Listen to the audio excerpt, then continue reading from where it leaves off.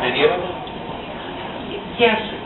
You know, De Niro doesn't immediately come to mind because of some of his most recent work, which I think he has been doing in that other, not invested way. Yes. Glenn Close? I like Glenn Close a lot. Who are some of your favorites? Jack Nicholson, somebody else? Glenn Close. Jack Nicholson, absolutely. Robert Downey Jr. Yes. In fact, if any of you see the movie, it's just coming out. Robert Downey Jr. and Zach Galifianakis. Is that coming out? It'll be coming out. It just came out in Hollywood. It's called Due Date.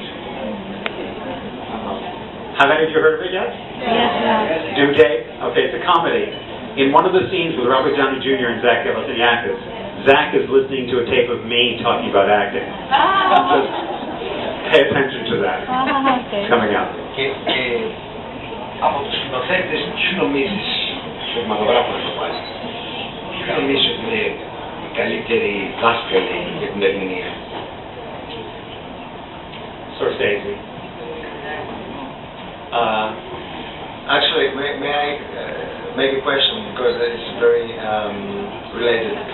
You said in one of your seminars, I've heard you saying that there are three kinds of directors. Yes. Would you like to say? Yes. Yes, three types of directors.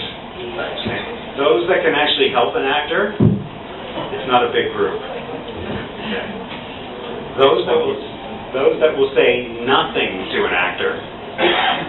Have any of you experienced that? Yes. They don't say a thing, right? Woody Allen. Woody Allen is that. Woody Allen, I like Woody Allen's work. He casts very well, and then he just lets them go. And then those who are actively destructive, which isn't a big group, but you have to really watch, because a bad director can make a good actor look bad. Μπορεί, για παράδειγμα. You're looking for the dirt. I'm not answering your question. No, I'm scared of you.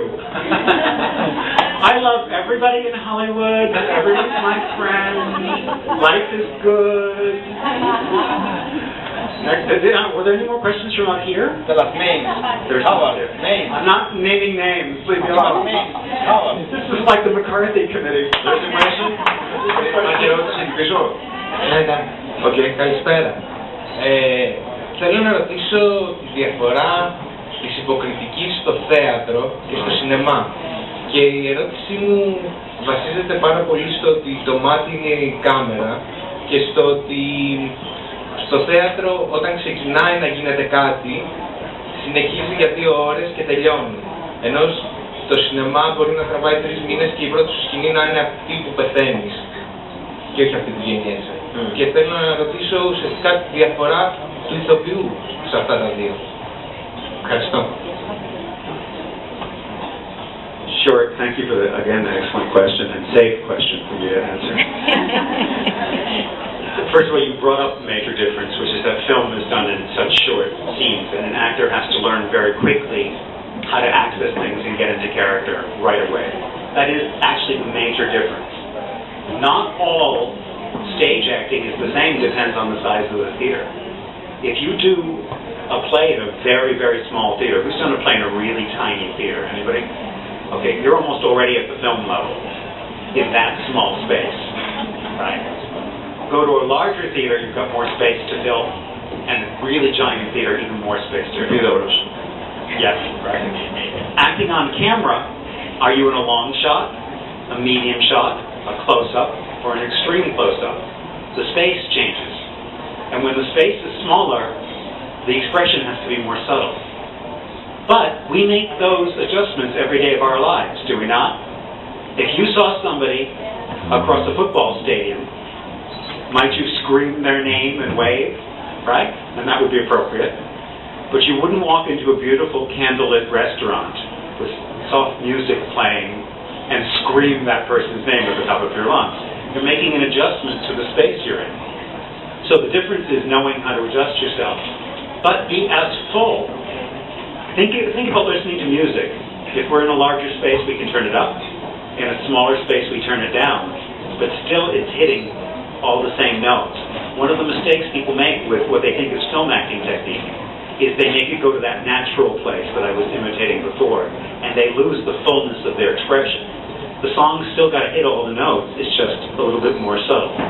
The other thing is, how do you get into character really quickly, right? There are 3 questions I say ask yourself as the character. What did I just do? What am I doing right now? What's the first thing I want? And anchor yourself to time, place, and circumstance. And you can learn to do that very quickly, so that the selected life of the character begins before you say your first line. So many actors are they're doing either 2 things. Either some very strange warm-up, primal screams and banging their chest and God knows what, or they're fooling around, then expecting the camera to go and that they're going to be in character, and you can't do that. You have to know before that camera goes on that your selected life has already begun.